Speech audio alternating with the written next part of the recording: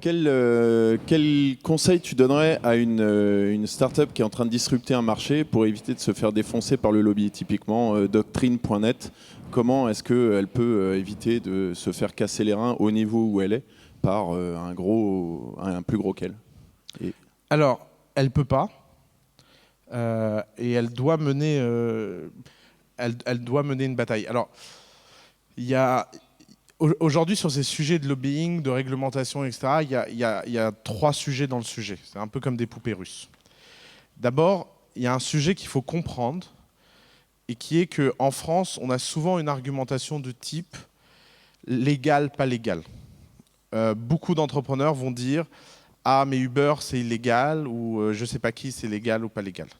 C'est oublier qu'à la fin, les lois sont écrites par les gens parce qu'on vote pour des gens qui écrivent des lois et que les lois, ça se change. Ça, c'est un point très important qui est un point de démocratie qu'il ne faut pas oublier. C'est que quand, par exemple, le monopole bancaire explique que la réglementation, c'est la réglementation, il faut la respecter et que les startups ne la respectent pas, c'est oublier que cette réglementation a été achetée à coups de lobby pendant des années et que donc il n'y a pas de raison que les startups n'achètent pas elles-mêmes une réglementation qui est favorable. Donc, en termes de principe, il faut comprendre la légitimité de cette bataille, il faut comprendre la légitimité de cette révolution. La deuxième chose, c'est qu'il ne faut pas surestimer le pouvoir des lobbies.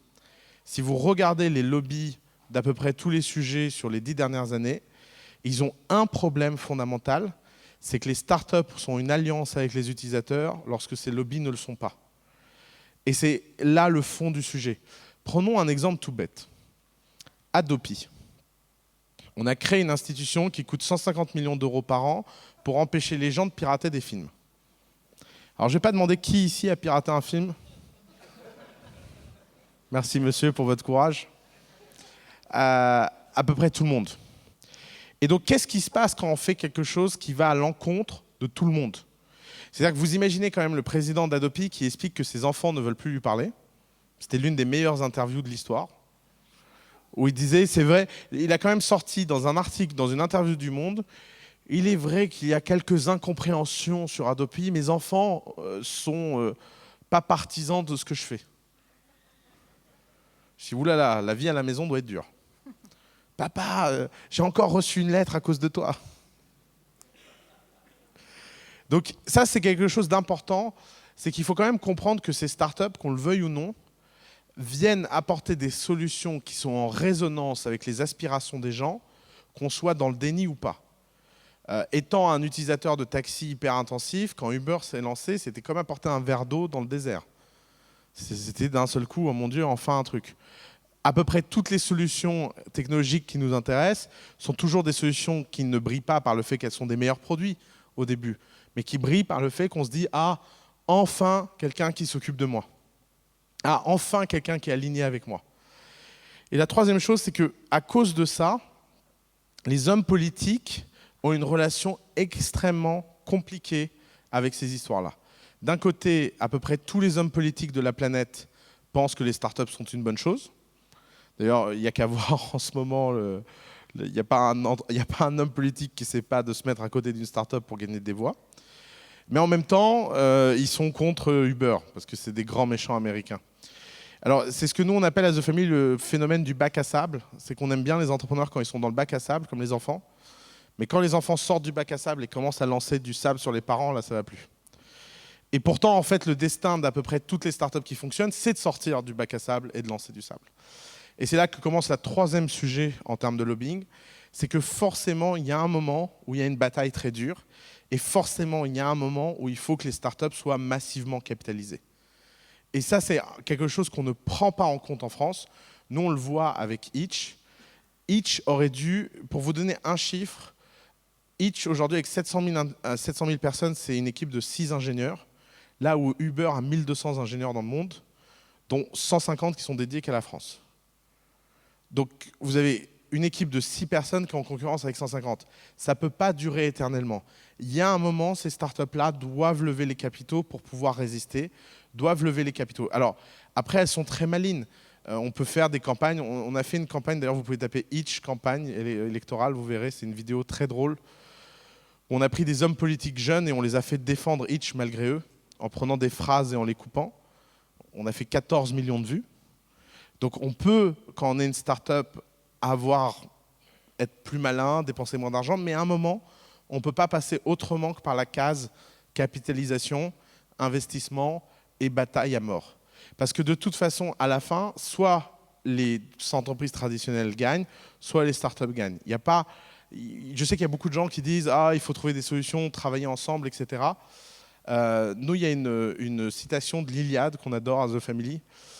C'est que les lions ne sont jamais amis des agneaux. C'est comme ça. Parce qu'une start-up, si elle commence à faire des alliances avec ce genre de groupe, elle se met dans la position d'être... On a une autre citation, le plancton ne s'associe jamais à la baleine. Ça vous donne une image de ce qui se passe.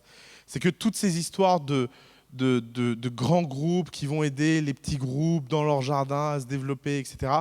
En fait, c'est de la foutaise, puisque par définition, une start-up porte en elle le germe du renouveau, et ce germe de croissance et d'hypercroissance gêne forcément ce qui est en place.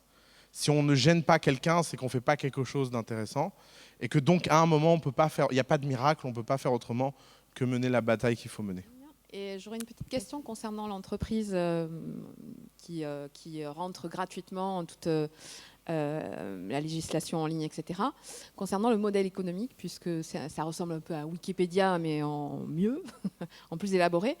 Ils ont 150 000 avocats aujourd'hui qui les suivent, mais le modèle économique, ça va être quoi? Ils n'en savent rien. Ils en savent. En fait, et ça, voilà. Ça c'est le sujet, c'est que les modèles économiques ne se décrètent pas, ils se découvrent. Ça, c'est un point très important avec lequel on a beaucoup de mal en France. D'ailleurs, il n'y a qu'à voir la quantité de business plans qui sont produits en France. Je pense qu'on peut replanter l'Amazonie avec le nombre de business plans qu'on produit en France. Sérieusement, il faut arrêter. Hein. Le monde des startups est à l'entrepreneuriat ce que la physique quantique est au monde de la physique. La physique quantique, c'est quelque chose d'incroyable. Si vous avez un peu de temps libre, achetez un livre qui s'appelle « La physique quantique pour les nuls », qui est génial. Mais il y a un truc qui est incroyable dans la physique quantique, c'est qu'à peu près l'ensemble des concepts sont contre-intuitifs. Par exemple, on apprend qu'un électron tourne sur lui-même de droite à gauche et de gauche à droite en même temps. Ce qui ne veut rien dire. C'est juste que notre langage n'est pas fait pour exprimer ce genre de concept. Alors Dieu merci, on a inventé quelque chose qui s'appelle les maths. Et mathématiquement, c'est quelque chose, quand vous comprenez un peu les maths, qui fait sens. Donc, vous pouvez le lire mathématiquement.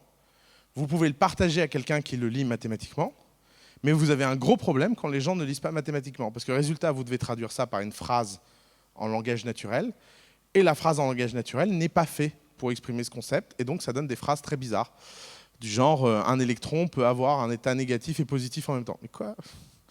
Ça veut rien dire. Donc, les startups, c'est un peu la même chose. Quand une startup se lance, son grand problème, et le problème de tous les entrepreneurs qui se lancent, c'est qu'ils n'ont pas confiance en eux. Vous voyez tous ces entrepreneurs à la télé qui sont des gens qui ont confiance en eux, qui sont extraordinaires, etc. Et quand les gens cherchent des entrepreneurs à leur début, on cherche des versions miniatures de ça. Et alors, en général, je vais vous donner une petite astuce de professionnel. Les gens qui ressemblent à ces gens-là au début ne font jamais rien. Parce que ça ne commence jamais par l'arrogance. Jamais.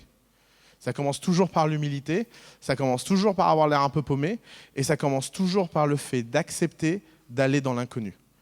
Ce que Doctrine accepte de faire, c'est de dire, dans une première phase, on va bâtir un produit que les gens vont aimer, et ils vont tellement l'aimer que le jour où on commencera à leur demander de l'argent, ils n'auront rien contre.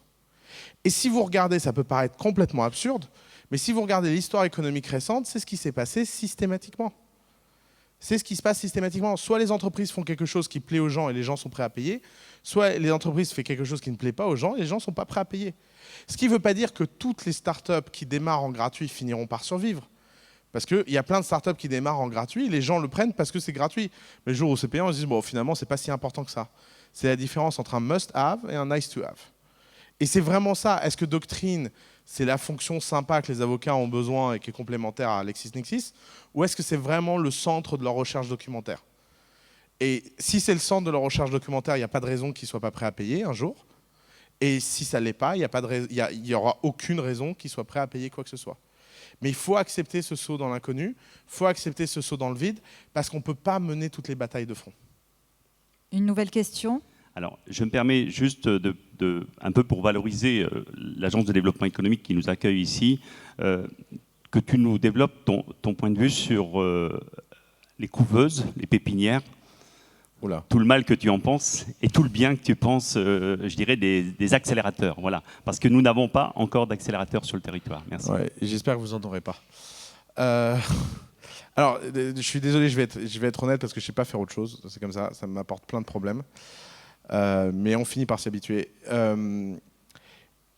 Les incubateurs, les pépinières, les accélérateurs, etc., ont un problème de fond. Et c'est fait par des gens qui sont très compétents, très sympas. Je suis sûr qu'il y en a dans cette pièce. Il n'y a pas de problème. Mais c'est jamais fait par des entrepreneurs. Et c'est parce que c'est pas fait par des entrepreneurs qu'il y a toujours un problème à la fin. C'est un peu l'histoire que je racontais sur la physique quantique. Moi, à chaque fois que je visite des accélérateurs, des pépinières, etc., je me retrouve avec d'un côté des gens pleins de bonne volonté qui veulent aider ces gens-là, mais qui n'ont pas les bons réflexes parce qu'ils leur font faire des dossiers, parce que la BPI est omniprésente, parce que l'argent public est tellement facile à obtenir, que, résultat, l'ensemble de la focalisation est autour du financement, alors que le financement n'est plus un sujet, alors que la plupart des startups qui démarrent n'ont plus besoin d'argent, et qu'un entrepreneur qui a besoin d'argent, c'est parce qu'il lui manque des compétences. Et aujourd'hui, un entrepreneur à qui il manque des compétences, on ferait mieux de le former que de lui donner de l'argent. C'est vraiment un motto très discipliné de The Family. Donne un poisson à un type, il bouffe une journée, apprends-lui à pêcher, il mange tous les jours. Donc notre obsession, c'est de transmettre chez les gens cette passion de la connaissance, cette passion de l'exécution, cette discipline qui veut que l'ambition ne passe pas par 30 000 balles de subvention. Et il est là le problème de fond. Le problème de fond, c'est qu'on a créé une structure administrative parce qu'en haut lieu, il y a des gens qui se sont dit que l'entrepreneuriat, c'était une façon géniale de réduire les chiffres du chômage. Parce que pendant qu'ils sont en train de créer une boîte, ils ne sont pas inscrits sur les listes de demandeurs d'emploi. C'est pas pour rien que Pôle emploi est le premier VC de France. Hein. C'est parce que ça les arrange, c'est parce que ça donne, il y a un alignement d'intérêts. Maintenant, quand on regarde le résultat économique de ça, il est catastrophique.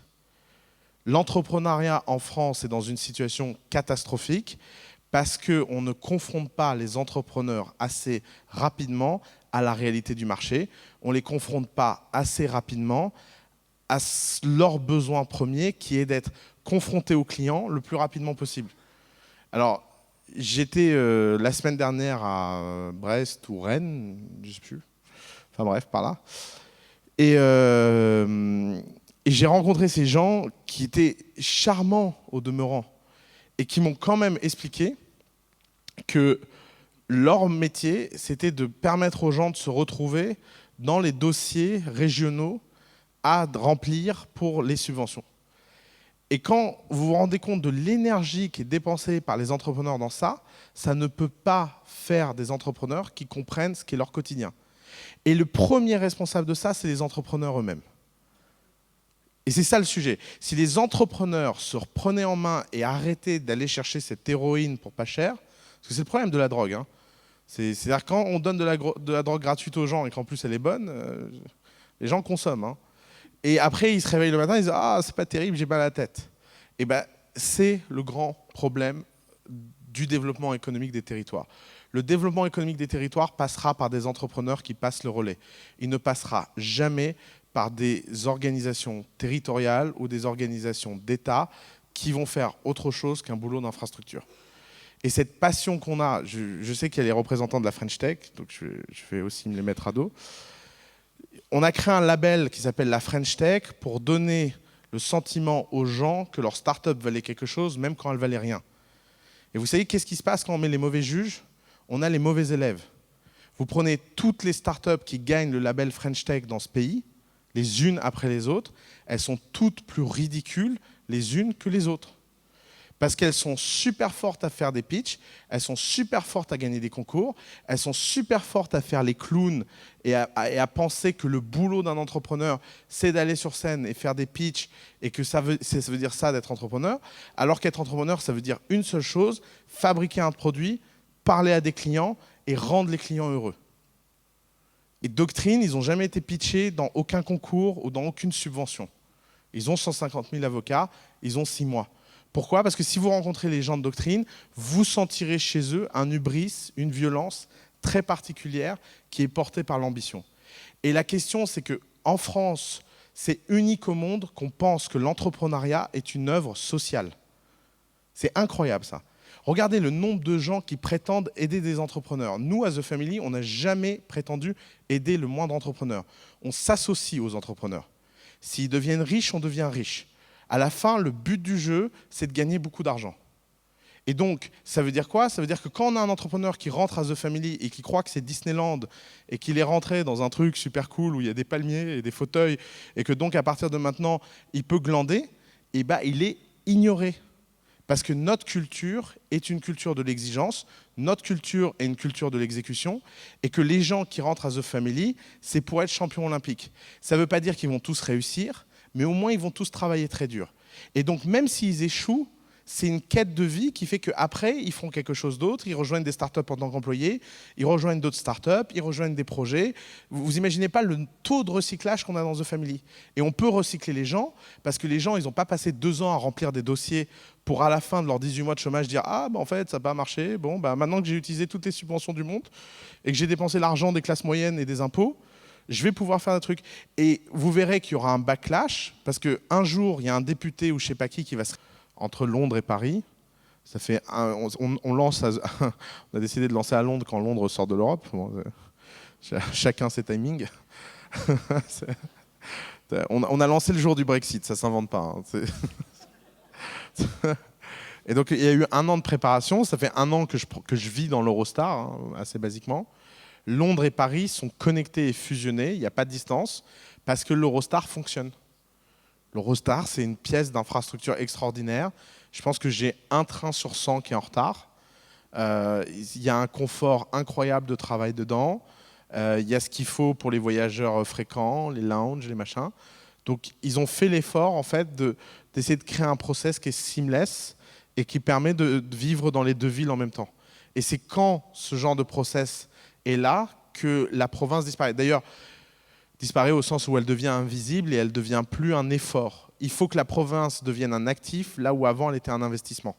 Avant, aller en province, c'était un investissement de vie. Maintenant, ce sera simplement un actif de vie puisque ça vaudra en gain net d'y aller. Et d'ailleurs, la technologie qui va complètement changer la donne, et nous, on en est persuadés, d'ailleurs, on rêverait de lancer un fonds immobilier sur le sujet, c'est la voiture autonome.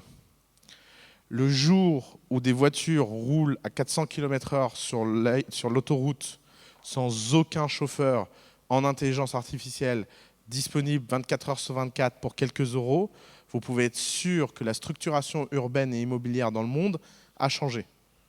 Parce que les gens pourront vivre au fin fond de je ne sais pas où, tranquillement dans leur maison et être connectés à la grande agglomération la plus proche, très facilement, pourront travailler dans la voiture, ils pourront vivre dans la voiture. Vous pouvez très bien imaginer des voitures qui auront une table au centre et qui seront des lieux de vie ou des petits bus de connexion. Donc ça, c'est un vrai sujet, ça va complètement changer la donne. Et ça, c'est pas de la science-fiction. Là, si vous allez à Palo Alto ou à Mountain View, la voiture autonome, il y en a déjà 400 dans la ville et elles sont prenables avec une carte Google. Donc on n'est pas en train de vivre quelque chose qui est une technologie qui est en cours de développement, on est en train de vivre quelque chose qui existe déjà et qui va juste avoir besoin d'un peu d'infrastructure. Et la troisième chose, c'est que le développement territorial passe par l'attractivité et passe par le fait qu'on arrive à convaincre à des centres de décision de se délocaliser. Et aujourd'hui, le problème, c'est que ces combats-là se font à coup de subvention. Et ça, c'est très dangereux parce qu'il faut faire très attention à qui vient et pour quelles raisons. Toutes les zones qui se sont développées à coup de subvention, le jour où elles ont arrêté de donner des subventions, les zones se sont complètement vidées parce qu'il n'y avait pas un attachement réel. L'attractivité, ça ne passe pas par la subvention, ça passe par un travail marketing, un effort, une présence qui fait qu'on arrive à marketer sa région comme attractive par rapport aux autres. Et je pense que ces 3 points qui tournent ensemble produiront beaucoup plus d'effets économiques à long terme sur une région, s'ils sont menés et c'est un travail de long terme. Il n'y a pas de réponse magique, il n'y a pas de petits coups magiques, il n'y a pas de raccourci de corruption possible pour développer une région dans cette ère de l'Internet. Je crois qu'on va rebondir sur la voiture autonome avec André Joffre. Oui, bonsoir. Je voulais quand même dire un truc sur les structures d'accompagnement des startups, parce que je ne suis pas du tout d'accord. Je pense bien au contraire. Bon, moi, je préside un pôle de compétitivité qui regroupe 150 entreprises à peu près sur l'ensemble de la région Occitane, Pyrénées-Méditerranée. Et en fait, on est très peu nombreux, 4-5 personnes, et le job des gens qui travaillent là-dedans, c'est précisément de décharger toutes les startups de tout le travail en fait, administratif, etc., qu'ils ne savent pas faire, effectivement. Et nous, par contre, on est très rodés à ça, on va très bien. On a ramené dans la région Languedoc-Roussillon, parce qu'on est réunis avec Midi-Pyrénées que depuis peu de temps, on a ramené 140 millions d'euros à peu près pour les startups et les trucs. Et ça ne coûte rien aux entreprises. Et en fait, on l'a dit, hein, les startups, elles ne lèvent pas de l'argent en claquant dans les doigts. C'est pas si simple. Vous avez une vision un peu... Vous avez idéalisé un petit peu le tableau en montrant qu'on pouvait comme ça lever des ronds avec J'ai dit qu'on n'avait plus besoin de ronds. Je n'ai pas dit qu'on pouvait lever des ronds.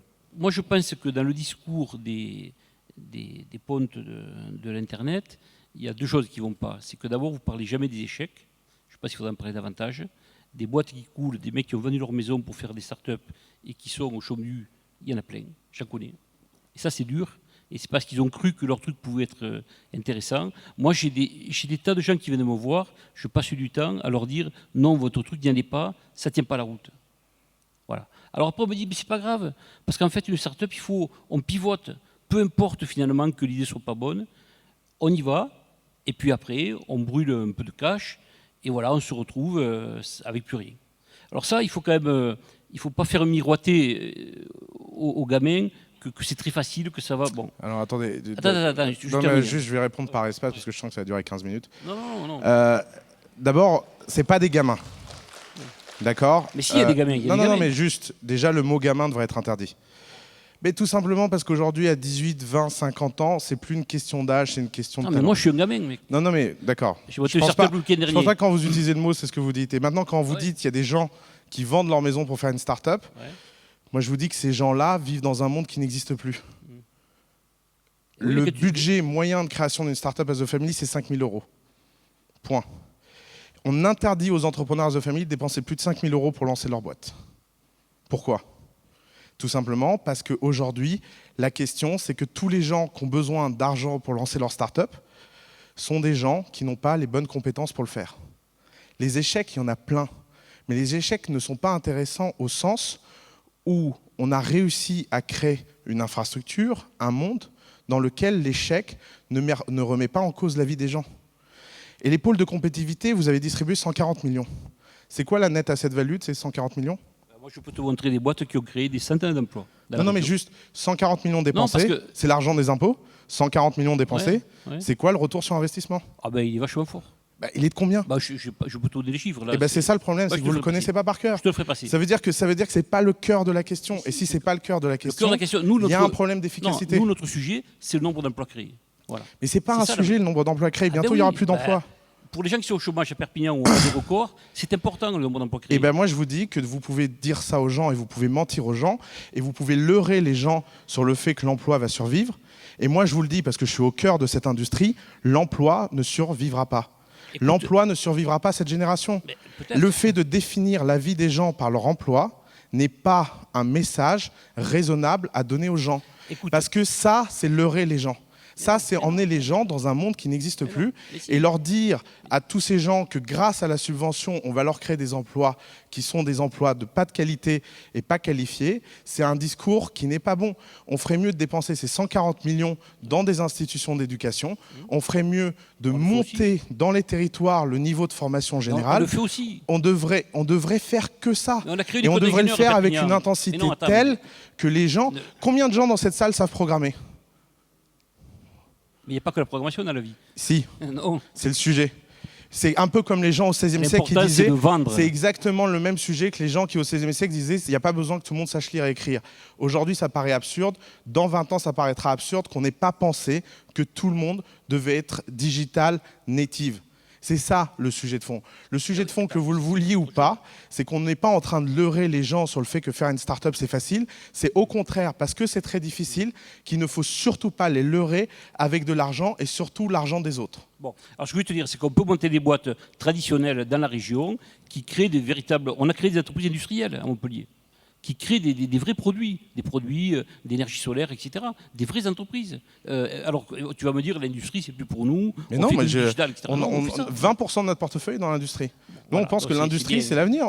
La robotique va complètement changer l'industrie. Absolument. On a l'une des plus grandes... Absolument. Dans notre portefeuille, on a l'une des plus grandes centrales solaires d'Afrique. Et il faut que tu saches quand même qu'à Perpignan, tu as de très bonnes écoles d'ingénieurs en robotique et de très bonnes écoles d'ingénieurs et une très bonne école d'ingénieurs en énergie solaire. C'est la première et la seule en France. Elle a été créée en particulier avec les sous dont je parlais. Pour te dire un truc, c'est que si tu viens dans un an à Perpignan, tu verras des Google Cars qui tournent dans la ville, puisque c'est le projet que nous sommes en train de développer. J'en doute pas que vous faites des choses. Je doute juste du fait Oui, que avec Airbnb, les pôles de compétitivité existent depuis 20 ans en France et la métrique, c'est le nombre d'emplois créés. Et je trouve que ça fait très cher par nombre d'emplois créés. Vous en avez parlé un petit peu et vous en avez parlé aussi avec Geoffre à l'instant. Quand on voit les nouvelles économies qui arrivent, quand on voit Airbnb par exemple arriver, on voit en même temps des pans d'économie s'effondrer. On voit l'hôtellerie s'effondrer, on voit les taxes générées par cette activité s'effondrer, on voit les emplois se réduire. Et il y a des études là-dessus sur la disruption économique qui dit que dans 25 ans, 50% des enfants seront au chômage, de nos enfants. Et on voit un monde qui bouge, on voit cette fracture arriver, et derrière, on voit qu'on a nos moyens qui sont collectifs aujourd'hui pour l'éducation des enfants, pour leur apprendre à lire, les moyens pour la santé, qui vont se réduire. Et je voudrais savoir un petit peu quelle est votre vision des choses par rapport à ça. Alors, je pense que c'est une question très intéressante et c'est une question où il faut rétablir un certain nombre de faits. Vous avez pris Airbnb comme cas et que je trouve très intéressant. Non, mais parce qu'il y a quelque chose qui me fascine avec Airbnb. Le séjour moyen sur Airbnb, c'est plus de 7 nuits. Le séjour moyen à l'hôtel, c'est 48 heures. Comment ça se fait que Airbnb fasse perdre autant d'argent aux hôtels? Pourquoi? Pourquoi l'industrie hôtelière est tellement secouée par Airbnb? Parce que, qu'elle le veuille ou pas, l'industrie hôtelière est jet-laguée. Je veux dire, vous allez sur le site de n'importe quelle chaîne d'hôtels et vous essayez de réserver un hôtel, et vous verrez l'horreur que c'est. C'est pas pour rien que Booking prend 25% de com, juste parce qu'il vous aide à mieux réserver un hôtel que la chaîne directe. Je suis un grand consommateur d'hôtels, je passe ma vie à l'hôtel. Je voyage à peu près 20 jours par mois, donc j'ai 20 nuits par mois à l'hôtel. Je commence à en avoir plus que marre qu'il n'y ait pas un type dans cette industrie qui a une app facile de check-in. Quand vous arrivez au comptoir d'un hôtel, vous avez des gens derrière le comptoir qui tapent. Et ils tapent. Une fois, je me suis demandé si c'était ma description physique qui tapait. Je me suis dit, si ça se trouve, il y a un rapport de police à chaque fois que vous arrivez dans un hôtel. Il a l'air fatigué, il est grand, il est brun, il est mal rasé, mal coiffé. Donc, qu'est-ce qui se passe? Il se passe qu'il y a une fracture entre les sociétés qui savent développer des services d'information et les autres. Alors, au sein de votre question, il y a deux choses. Il y a le fait que pourquoi les gens préfèrent Airbnb à n'importe quelle autre de ces sociétés. Et ça, c'est un fait. Les gens préfèrent l'expérience que ces sociétés offrent aux autres. Et que les autres sociétés veulent l'admettre ou ne veulent pas l'admettre, c'est comme ça. C'est la réalité. Et comment? Je sais, et justement. Et résultat, qu'est-ce qui se passe alors que toutes ces sociétés sont au Caïman? Comment on fait? Comment on fait pour vivre dans un monde où toute la valeur part? Alors, moi, j'ai un associé qui a écrit un rapport sur le sujet, qui s'appelle le rapport Collin et Collin. Mon associé Nicolas Collin a écrit une proposition sur la fiscalité du numérique, qui est passée complètement inaperçue. Nous, notre position, c'est de dire que la valeur étant créée par les utilisateurs, les sociétés devraient être taxées au nombre d'utilisateurs qu'elles ont par pays. Je veux dire, c'est tout bête. On n'arrête pas de dire « Ah, on ne sait pas comment faire pour la fiscalité internationale, ah, c'est compliqué, etc. » Non, c'est juste qu'on a besoin de politiques qui prennent le travail en main, qu'ils aillent à l'OCDE et qu'on fasse le travail qu'on a fait quand on a inventé la TVA. Savez-vous pourquoi on a inventé la TVA? La TVA, ça a été inventé par un inspecteur des finances en France. C'est une taxe qui est utilisée mondialement. Mais dans les années 60, quand on a eu l'idée de la TVA, c'était tout simplement parce que les revenus de l'impôt sur les sociétés et les revenus de l'impôt sur le revenu étaient en plein écroulement, qu'on avait besoin de créer un impôt sur la consommation, quelle était la nouvelle unité de mesure des 30 Glorieuses. Et donc, on a créé la TVA. Quand on a créé la TVA, c'est 20 ans de process, de négociation, d'efforts. Quand Nicolas Colin a rendu son rapport sur la fiscalité du numérique, le ministre de l'époque a dit « Oh là là, c'est vachement compliqué. Oh là là, je ne vois pas comment je vais défendre ça. » À nous, on s'attendait à une taxe qu'on pouvait faire passer en un amendement et Google était taxé. Véridique. Il a démissionné, il a créé The Family. Nicolas Colin a démissionné, a créé The Family parce qu'il y a un moment... Vous avez beau être un idéaliste, vous avez beau être dans ces institutions, vous en avez juste marre. Et vous en avez marre que les gens ne veulent pas prendre ces sujets par la longue traîne. Il existe 1 milliard de solutions pour que ce monde se passe mieux. Elles sont autour de 3 blocs simples. 1, la protection sociale. Si on est dans un monde où les gens vont vivre des pertes d'emploi beaucoup plus récurrentes, on a besoin d'une protection sociale qui soit à la hauteur du numérique. Pourquoi il n'y a pas un site internet où on peut se connecter et voir son nombre de points pour la retraite en 2016 ? Comment, en tant que citoyen et des gens qui payons des impôts, on peut accepter ça ? Pourquoi il n'y a pas un site simple où toute notre vie administrative est dessus et en un seul clic ? Pourquoi on a besoin de rendre... Moi, je peux vous raconter l'histoire de comment j'ai quitté l'école. J'ai perdu mes notes de bac. C'est une histoire vraie. J'ai fait une licence, j'ai dû m'inscrire en master. Je n'avais pas très envie de m'inscrire en master. Ils m'ont demandé mes notes de bac, je les ai perdues. Et je leur ai dit, mais je ne comprends pas, je les ai données tous les ans. Vous devez bien avoir une photocopie. Ah non, il nous faut l'original, monsieur. Et bien ce jour-là, je suis parti de l'école et je ne suis pas revenu en arrière. J'ai trouvé que c'était une très bonne décision. Parce qu'une institution qui, en 2010, vous dit que pour vous inscrire, il faut les notes de bac, alors que vous les avez données 3 ans avant, et que donc il serait possible que les notes aient disparu et que vous n'ayez pas fait votre bac, c'est quand même absurde. Mais pourtant, nous, en tant que citoyens, on vit ce genre d'absurdité et après on dit « Ah là là, les grands méchants sont ces sociétés-là ». Donc il y a 2 sujets dans ce monde. Dans ce monde, il y a le sujet de la transformation économique et de savoir est-ce que la France sera dans ou pas cette transformation. Nous, notre métier à The Family, c'est de créer des startups qui réussissent cette transformation et qui bâtissent des empires. Et il y a un sujet de société qui n'est pas notre sujet en tant qu'acteur économique, mais notre sujet à tous en tant que citoyens, qui est de comment on construit une société qui permet à ces sociétés d'exister, de prospérer, d'offrir une meilleure qualité de vie, une meilleure qualité de service, et qui permettent aux gens de ne pas finir à la rue sous prétexte qu'un type a lancé une start-up.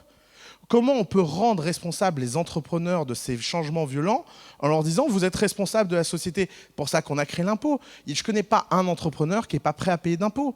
Et quand on a des discours moralisateurs envers ces sociétés en leur disant « ah oui, mais vous optimisez en mettant au Caïman », elles répondent toutes la même chose, c'est la loi, et si je ne le faisais pas, je ne pourrais pas opérer. Donc changez la loi et j'arrêterai de le faire. Donc maintenant, les gouvernements du monde ont cette responsabilité, mais les gouvernements du monde ne sont pas faits pour prendre ce genre de structure aujourd'hui, parce que les gouvernements du monde n'ont pas encore vécu leur propre disruption. Les gouvernements du monde font semblant de se comporter comme si on était encore dans les années 60, dans une économie régulée, dans laquelle on peut décider le plan quinquennal technologique qui développera les 30 technologies qu'il faut. On a quand même lancé le concours mondial de l'innovation en France, dans lequel il n'y a que des Français qui ont participé. Mais on a appelé ça concours mondial en français parce qu'on s'est dit qu'on était vachement swag. Protection sociale, formation, favoriser l'entrepreneuriat. C'est les 3 piliers qui font que ce monde se passera bien. On protège les gens des perturbations, on les forme et on les encourage. Il n'y a rien d'autre à faire. Et penser que ce qu'il y a à faire, c'est de réguler cette économie au sens de l'empêcher, de l'interdire, de l'enfermer, de l'embaillonner jusqu'à ce qu'elle étouffe, c'est faire un déni de réalité. Ce n'est rien d'autre qu'un déni de réalité. Et les dénis de réalité, ça se passe mal dans l'histoire. Je veux dire, si vous regardez dans l'histoire de l'humanité, à chaque fois qu'une civilisation a fait un déni de réalité, ça s'est mal passé. Vous savez, nous, on a toute une série de conférences qui s'appellent les barbares attaques. Alors, on est très critiqués parce que ça s'appelle les barbares attaques. Vous avez été comparé à peu près toutes les horreurs sur Terre, alors que c'est une blague historique que je vais vous expliquer. On a tous appris à l'école qu'en 476, les barbares avaient attaqué Rome et que Rome s'était effondrée dans les invasions barbares. Vous êtes d'accord? On a tous appris ça à l'école? C'est faux. Si vous faites de l'histoire romaine, vous saurez que quand les barbares sont rentrés dans Rome, il n'y avait plus personne. C'était barré en Orient. Ils ont créé l'Empire romain d'Orient qui a perduré 1000 ans. Rome ne s'est pas écroulée sous le coup des invasions barbares, Rome s'est écroulée sous le coup de sa propre corruption. Il n'y avait plus rien qui fonctionnait, ils étaient complètement perdus, ils n'avaient plus d'unité, ils n'avaient plus de vision, ils n'avaient plus de culture. Résultat, ils se sont effondrés sur eux-mêmes. C'est pour ça qu'on parle des barbares attaques, parce que tout le monde nous raconte à longueur de journée que la menace, elle est dehors, que la menace, elle est dans la Silicon Valley, que les startups, c'est les grands méchants et les barbares, et que nous, gentils Européens, nous voulons préserver un monde dans lequel tout le monde vit heureux. Mais c'est faux. On est dans des sociétés profondément inégalitaires qui a favorisé une certaine élite sur les autres. Je veux dire, on vit dans un pays où la fracture entre quelqu'un qui vit dans le centre de Paris et quelqu'un qui vit au fond de la France n'a jamais été aussi énorme. Et c'est parce que cette fracture, on n'arrive pas à la résorber, que les fissures sont de plus en plus saillantes et qu'on désigne un ennemi. Mais moi, ce que je peux vous dire, c'est que ces barbares attaques sont une illusion. La vérité, c'est qu'il y a autant de destruction que de création. Oui, les taxis ne gagneront plus 8 000 € en cash par mois. Ok. Est-ce que c'était légitime qu'une profession qui fasse mal son service arrive à gagner en moyenne autant d'argent au black? Est-ce qu'en tant que citoyen, c'était quelque chose qu'on devait accepter? Il est là le vrai sujet. Le vrai sujet, c'est que c'est exactement ce qui s'est passé dans le monde de la musique. Dans le monde de la musique, Billie Jean, 1984, Michael Jackson, 80 millions d'albums. 80 millions d'albums vendus dans le monde. Combien Michael Jackson a fait de revenus en tant que chanteur? 1,6 milliard. Michael Jackson a gagné 1,6 milliard pour un album plutôt bon. C'est pas mal, Billie Jean. Est-ce que ça mérite 1,6 milliard? De toute évidence, non. Est-ce que qui que ce soit qui pousse la chansonnette devrait gagner autant d'argent? Absolument pas. Ça n'a aucun sens. Ça n'a pas de sens économique, c'était un accident. L'industrie de la musique est passée de 50 milliards de valeur à 5 milliards de valeur l'année dernière. Entre 2010 et nos jours, l'industrie de la musique dans le monde est passée de 50 milliards de valeur à 5 milliards de valeur. Spotify est passé dans la même période de 0 à 1 milliard de valeur. Là est la réalité de ce monde. La réalité de ce monde, c'est qu'aucun chanteur sur Spotify ne pourra jamais plus espérer être Michael Jackson. Pourquoi? Parce que nous tous, citoyens, on est rentrés dans une longue taille de la musique. On n'est plus dans une industrie de blockbuster où on accepte de payer un disque 25 €. Qui ici a acheté un disque dans les 6 derniers mois?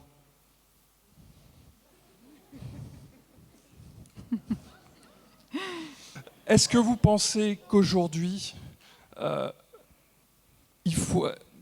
comment est-ce qu'on pourrait financer les infrastructures dont on aurait besoin dans les différents départements? Est-ce que vous pensez qu'il peut y avoir une initiative privée par rapport à ça?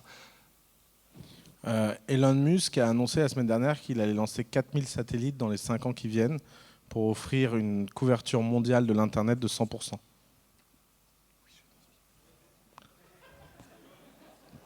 Sujet suivant. C'est un sujet important. Je pense que c'est un sujet de transition, c'est un sujet qui ne va pas durer. Par contre, il y a un point dans votre discours qui m'intéresse. C'est pourquoi la télémédecine est interdite en France.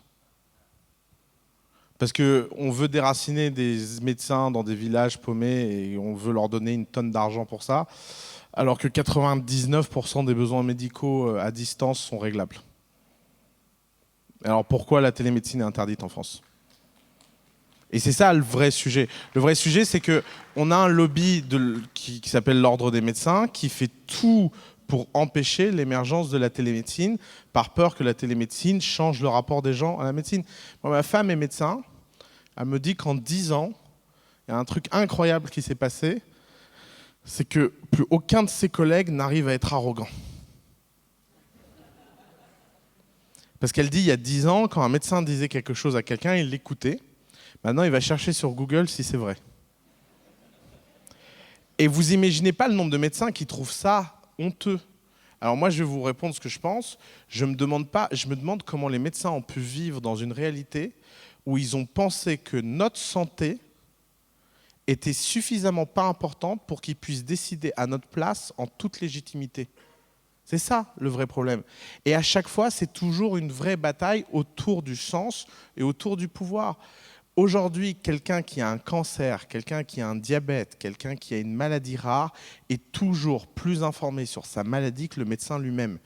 Et les bons médecins de la nouvelle génération sont des médecins qui sont capables d'écouter ça, d'utiliser ça et de transformer ça en une force positive. Les mauvais médecins se plaignent en disant oh, c'est des conneries que vous avez lues sur Doctissimo. Oui, sauf que sur Doctissimo, il y a moins de conneries que chez le médecin moyen. Et ça, c'est la réalité. Parce que la réalité, c'est que si vous prenez le corps médical en France, vous avez un tiers du corps médical en France qui n'a pas été à sa formation obligatoire dans les 20 dernières années. Et ça, c'est un scandale dont personne ne parle et qui pourtant est vrai. Je vais vous donner un chiffre. Les chances de survie du cancer sont de 1 à 600 en fonction de qui vous soigne. 1 à 600. Est-ce que vous pensez que c'est quelque chose qu'on va accepter encore très longtemps ? Est-ce que vous pensez que quand les gens auront tous conscience de cet écart, les gens diront « Ah oui, médecin, bravo, merci pour ton diplôme, je vais me laisser tripoter et trafiquer comme tu veux parce que tu es quelqu'un de légitime ». Non, ils vont dire « Intelligence artificielle, ce que le médecin vient de dire, c'est vrai ou pas ?»